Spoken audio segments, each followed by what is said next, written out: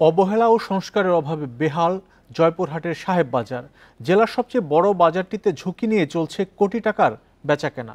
ব্যবসায়ীদের দাবি সংস্কার করা হলে আরও বাড়বে বেচাকেনা। এদিকে দুর্ভোগ এড়াতে দ্রুত ব্যবস্থা নেওয়ার আশ্বাস কর্তৃপক্ষের। বান্ডেল থাকলে প্রতি সেনমানিতে টাকা বাঁচবে। বিকাশ সেনমানি বান্ডেল কিনে জিতুন প্রতি লেনদেনে।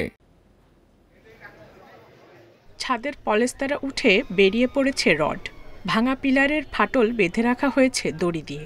এর মাঝেই চলছে কেনাকাটা। এমন দশা জয়পুরহাটের সাহেব বাজারের।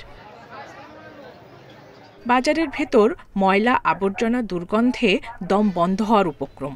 গত ৬ মাসে বেশ কয়েকটি দুর্ঘটনাও ঘটেছে। পৌরসভা কর্তৃপক্ষকে জানিয়েও সুরাহা হয়নি অভিযোগ ব্যবসায়ীদের।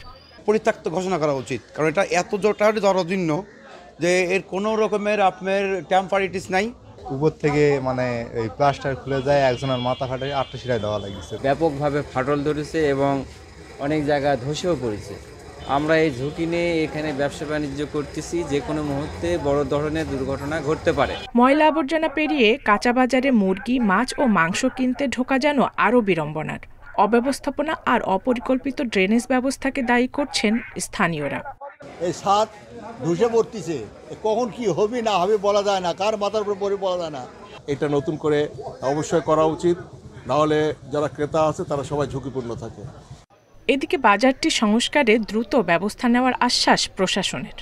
প্রবলেমটা আমাদের ইঞ্জিনিয়ার সহ যে বিশেষজ্ঞ টিম সেটা এস্টিমেট করেছে এবং যত দ্রুত সম্ভব আমরা এই জনদুর্ভোগ লাঘবে সচেষ্ট রয়েছি এবং ইনশাল্লাহ আপনাদের সকলের সম্মিলিত সহযোগিতায় এই দুর্ভোগটা আমরা খুব দ্রুতই এস্টিমেট করে এই লাঘব নিরসনে প্রয়োজনীয় ব্যবস্থা গ্রহণ করব।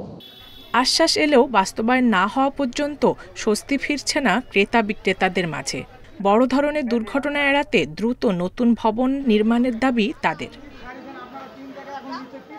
Independent news.